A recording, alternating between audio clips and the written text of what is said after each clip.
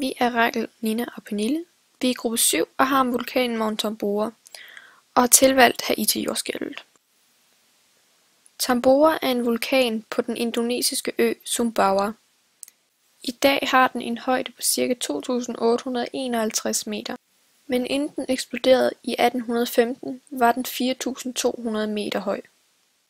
Eksplosionen dengang skabte et krater, som er 1.100 meter dybt, og i dag kan man finde en sø deroppe. Teori. Tambora-vulkanen er dannet ved en destruktiv pladegrænse. Den er placeret der, hvor den indo-australske plade og den eurasiske plade støder imod hinanden. Og det er altså der, hvor den røde plet befinder sig. Det er den indo-australske plade, som her er oceanbundsplade, som presses ned under den eurasiske plade, som her er kontinentbundsplade. Og det kan vi se på den her figur, som viser, hvordan vulkanens magmakammer bliver skabt, når litosfæren bliver varmet op på grund af trykket. Det samme kan også ses ved den her figur, som dog viser lidt tydeligere, hvordan dansende bjergkæder samt vulkaner skabes. Ydermere så skabes der under denne proces også jordskælv. Og nu til vulkantyper. De vulkaner, der typisk bliver skabt ved en destruktiv pladegrænse, er stratovulkaner. Men at Tambora-vulkanen er en eksplosionsvulkan, vil jeg beskrive denne type vulkan noget mere. En stratovulkan eksploderer, når trykket i vulkanen falder og udbrudshullerne størkner. Det vil sige, at der bliver skabt et dæklag, der blokerer udbrudshullet. Og det kan man se på det her billede, hvor at lavaen ligesom størkner i toppen. Når dette sker, så vil den del af magmaen, som ikke størkner, blive opmagasineret under dæklaget, og fordi denne magma indeholder en stor mængde gas, så vil vulkanen eksplodere på grund af det stigende tryk, da dæklaget ikke kan holde til trykket længere. Derfor er det ikke kun dæklaget, der eksploderer, men hele vulkanen. Og når det så sker, så bliver der typisk skabt et krater, og endnu mere så bliver der også skabt en kaldera. En kaldera dannes nemlig ved voldsomme vulkanudbrud. Og det er ved disse voldsomme udbrud, at mængden af magma i magmakammeret reduceres, at der bliver skabt en form for hulrum under vulkanen, og derfor er tyngden af vulkanen blevet for tung og falder dermed sammen i hulrummet. Dermed forekommer kalderaen altså. Dette fænomen kan man se på disse illustrationer. Først går vulkanen i udbrud, og så bliver det voldsommere og meget lava strømmer ud. Derfor styrter vulkanen altså sammen i hulrummet under den, og der bliver skabt et kraterlignende hul. Nogle gange fyldes det her hul op med vand som på tegningen, men dog ikke altid. For eksempel sker det her ikke ved Tambora-vulkanen. Hvis magmakammeret under vulkanen eventuelt fyldes op igen, så er der en chance for, at vulkanen vil gå i udbrud igen og langsomt bygge sig op til en stratovulkan. Dog er det ikke noget, der er sket ved Tambora-vulkanen endnu. Og nu til magmatype. Da Tambora-vulkanen var en stratovulkan, der bestod stentypen af andesit-magma. Andesit-magma har nemlig en høj viskositet, og det er dette tyktflydende lava, som skaber stratovulkaner. Andesit-magma, som dannes ved de destruktive zoner, er tykflydende, da den består af en blanding af oceanbundsskorpen med salt, havvandet og sedimenterne, som befinder sig på havbunden. Som man kan se i skemaet, så ligger denne magmas temperatur på mellem 1100 til 900 grader Celsius. Hertil er gasindholdet i magmaen i den lave ende. Det er dog desværre ikke muligt at finde præcise tal over lavaen for selve udbruddet, da det skete tilbage i 1815. Før jordskælvet i 1815 var der nogle forvarsler. Allerede 3 år før observerede man rystelser og rumlen fra vulkanen, og store sorte askeskyer kom frem. Folk var urolige, men de gik hurtigt i sig selv igen, da der ikke skete noget yderligere. 3 år efter, i 1815, sker der dog noget. Den 6. april begynder lys aske at drysse ned fra bjergets sider. Dette går dog også i sig selv igen, og folk falder til ro. Den 10. april 1815 hører små knald fra vulkanen. Og lidt efter eksploderer vulkanen og springer næsten halvdelen af sin højde væk. Braget kunne høres fra omkringliggende lande, og det kunne endda høres 2.000 km væk på Sumatra. Her ses et kort over den afstand, der er mellem Tambora og Sumatra. A her viser Tambora, og B hvor Sumatra er. Heroppe i hjørnet kan vi se Danmark, og hvor lille den er. Det giver os et nogenlunde billede af, hvor stor afstand der er. Udbruddet blev bedømt til en 7'er på den vulkanske eksplosionsindeks. Dette indeks går fra 1 til 8. Det er altså et meget stort udbrud, vi har med at gøre her. Det er det største udbrud i menneskets tid. Der har altså fundet andre sted, men dem har mennesket ikke selv oplevet. Det var usikkert, hvor mange mennesker der døde. Man regnede med, at ca. 11.000 til 12.000 døde direkte af udbruddet, men at i alt var der imellem 71.000 og 92.000 døde på grund af senere påvirkninger rundt omkring i verden. Udbruddet havde en udkastningsvolumen på 150 til 180 kubikkilometer aske. På billedet her ved siden af kan vi se den store forskel mellem Tambora og andre kendte store vulkanudbrud.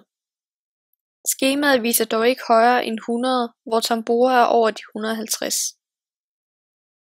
Vulkanen har altså slynget tonsvis af udbrudsprodukter ud.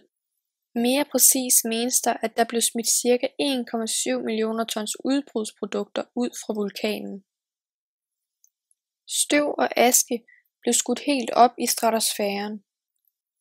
Billedet her giver et godt indblik i, hvor højt der egentlig blev skudt op. Og nu til eftervirkningerne af vulkanudbruddet. Figuren her viser den aftagende virkning af Tamboras udbrud i 1815 og frem til 1819. Først og fremmest så blev himmellegemerne tilsløret på grund af den mængde aske og svovl, som steg op af vulkanen omkring udbruddet. Dette bevirkede, at der i juni 1816, altså cirka 9 måneder efter, var total formørkelse af månen. Ydermere så var stjernerne uklare hele 2 år efter udbruddet. Man har også foretaget undersøgelser af surhedsgraden i borekerner for indlandsisen, hvor det viser, at surhedsgraden var meget høj lige efter udbruddet, og derefter langsomt faldt. Faktisk først efter 4 år, altså i 1819, var surhedsgraden nede på normalt niveau igen. Et af de mest kendte eftervirkninger, Tambora gav, var de store temperaturfald rundt omkring i verden. Tambora skabte den vulkanske vinter, kendt under navnet året uden sommer. Dette skete, fordi støvet og asken blev langsomt fordelt over hele kloden efter udbruddet, og dækkede på den måde for solens stråler. Dette gjorde, at solen havde svært ved at varme jorden op. Nogle af påvirkningerne var, at i USA's sommermåneder blev de udsat for ekstrem kulde og snestorme. Udbruddet satte også i gang i masse blæst og regn, hvilket resulterede i, at floderne gik over deres bredder og oversvømmede byer og mennesker. Rundt omkring i verden kunne der også observeres farvet sne. Et eksempel her er Ungarn, hvor man kunne observere brun sne, og Italien registrerede rød sne falde fra himlen. Andre eftervirkninger var, at på grund af kulden døde afgrøderne rundt omkring på markerne. Dette resulterede i stor sult, og på den nordlige halvkugle faldt den værste sult i det 19. århundrede sted. Denne sult resulterede i en masse sygdomme og epidemier, hvilket gav skyld i en masse menneskers død. Og til sidst om Tambora-vulkanen, så var det sådan, at man i september 2011 frygtede, at vulkanen ville gå i udbrud igen, selvom det sidst var for 45 år siden. Dog skete det ikke, men grunden til, at dette var en påstand, var, da man begyndte at kunne se damp trænge op igennem jorden, hvilket tydede på, at vandet i krateret blev varmere, samtidig med, at mindre jordskælv fandt sted, og tydede på, at magma var på vej op. Hvis vulkanen var gået i udbrud, så ville dens aske kunne lamme flytrafikken, men samtidig også stige op i stratosfæren, og dermed forhindre, at solens stråler ville kunne stråle igennem. Endnu mere, så ville et udbrud for denne vulkan kunne skabe temperaturstigninger, hvis vulkanen ville udvikle meget svovl. At aske fra vulkanen skaber problemer for flytrafikken er noget, vi kender til, fra da vulkanen Eyjafjallajökull på Island gik i udbrud tilbage i 2010. Jordskælvet i Haiti. Den 12. januar 2010 kl. 16.35 ramtes Haiti af et brutalt jordskælv. Jordskælvets epicenter var ca. 13 km under byen Léogâne, kun 25 km fra Haitis hovedstad Port-au-Prince. Jordskælvet havde en styrke på 7 ud fra Richterskalaen. Dette var dog ikke det eneste, da der efterfølgende kom en masse efterskælv. Det højeste efterskælv registreret var på 5,9 styrke. Følgende diagram viser Haitis efterskælv og deres styrke. De 3 forskellige farver symboliserer efterskælvenes styrke på Richterskalaen. Y-aksen viser hvor mange gange et jordskælv opstod, og X-aksen på hvilken dag. Hvis vi altså tager den orange søjle, kan vi aflæse, at Haiti blev ramt 20 gange af et jordskælv på styrke 4-5 på Richterskalaen. Det var den 13. januar. Den samme dag kan vi se, at der opstod 12 jordskælv på styrke 5-6. Men rystelserne blev målt jorden rundt. Diagrammet i baggrunden viser et eksempel på det. En seismograf i Göttingen, en by i Tyskland, kunne indfange jordens stærke rystelser. Det tog p-bølgerne kun 11,5 minut for at nå til Tysklands seismograf. Her ses p-bølgerne, som går over i s-bølgerne. Til sidst kan vi se a-bølgerne. Det skal lige siges, at tiden der står i bunden af billedet, er tiden i Tyskland og ikke Haiti. Her kan vi se pladetektonikken. Haitis jordskælv opstod ved grænsen mellem den karibiske og nordamerikanske plade.